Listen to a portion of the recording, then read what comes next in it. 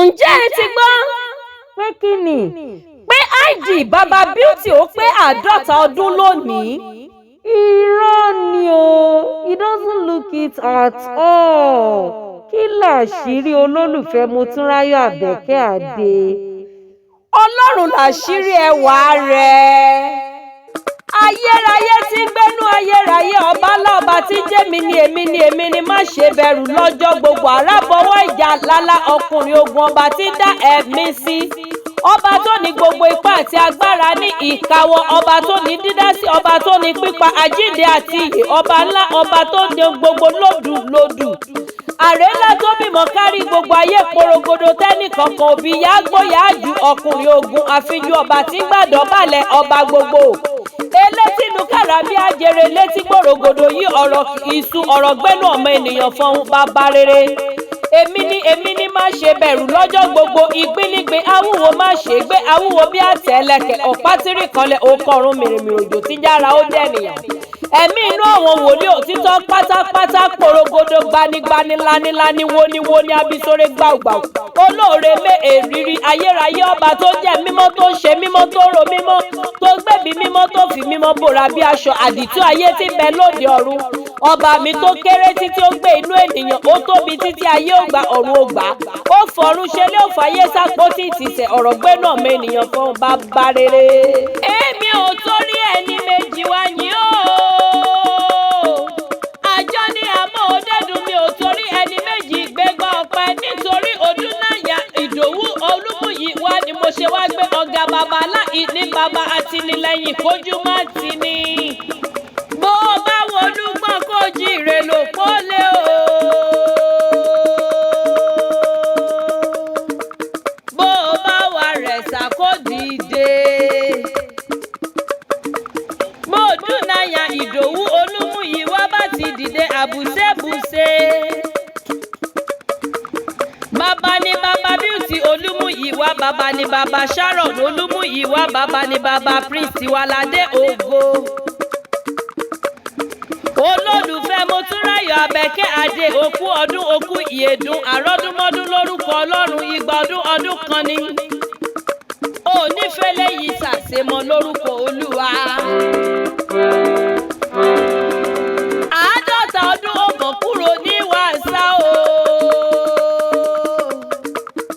50 ọdún ó kọjá ó ta fi ń ṣàwàdà. Ọpẹ́ ni fọ́lọ́run ọ̀gá ògo, ọba tó kà ó máa láyé ọkàn.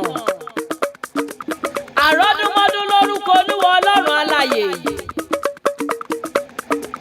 Ó dáná Ìdòwú ògbó gbéra nílẹ̀ kò dìde. Ìdòwú ẹlẹ́sà odò. Ọ̀pálẹ́jọ ẹsẹ̀ àríbèjì bá ṣeré, arẹ́jì rẹ̀ kò nọ́mọ́ṣu. Ìdòwú ọmọ oríjà ó bá wọn dóko ẹ̀bà ọ̀nà.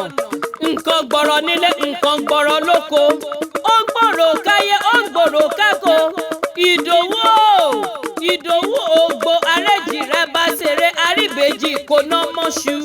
Ìdòwú ògbó abìkéré létí, bó bá sùn lọ a sì máa jatọ́. Ìdòwú kì í sáridì o. Ìdòwú kì í sáridì, ṣe bó fi gbogbo ọjọ́ bá táyé kẹ́yìn ṣeré ni ó wá dẹ̀wù rẹ̀ lòwú díẹ̀ nìdòwú fi sùn tó wá ń jatọ́. Ìdòwú ògbó ajíbọ̀bà jẹun, ajíbájòyè ṣeré. Ìdòwú èṣù lẹ́yìn ìbejì. Ìdòwú tí kì í gba rẹ̀dẹ̀rẹ̀dẹ̀. Ẹni bá bí Ìdòwú ó ní láti bí mẹ́ta. A kì í fi Ìdòwú ṣàkọ́bí. Ìkíní Táyélolú, ìkejì Kẹ́hìndé gbẹ̀gbọ́n. Ṣé bí ìtàkùn tó so gbá olópadà wá sàkèrègbè, òun náà ló tún ṣe légédé.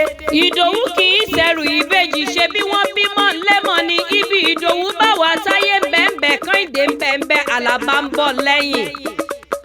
Kékeré ni ti Àlàbá nínú ìbejì, Ìdòwú ló ní ìbejì o. Ìdòwú wẹ̀ lóko, gbogbo ayé yọwọ́ ṣẹ, wọ́n ní tèmi ni ó gbà, tèmi ni ó mú, tèmi ni ó ṣe. Ṣé bẹ́ẹ̀ ni Ìdòwú bá gbà tirẹ̀, òun ló ṣoríire. Torí pé láìpẹ́ láì jìnnà èjì rẹ̀ ń bọ̀ lọ́dẹ̀ẹ́rẹ́. Odunaiya Idowu Olumuyiwa òkú ọdún òní o. Publicity Secretary NUT gbogbo Ṣómólú pátápátá, àrọ́dúnmọ́dún orúkọ Olúwa Ọlọ́run alààyè ó tẹ̀lé yìí pẹ́ láṣẹ Èdùmàrè. Ìdòwú ó yá gbéra nílẹ̀ kó dìde.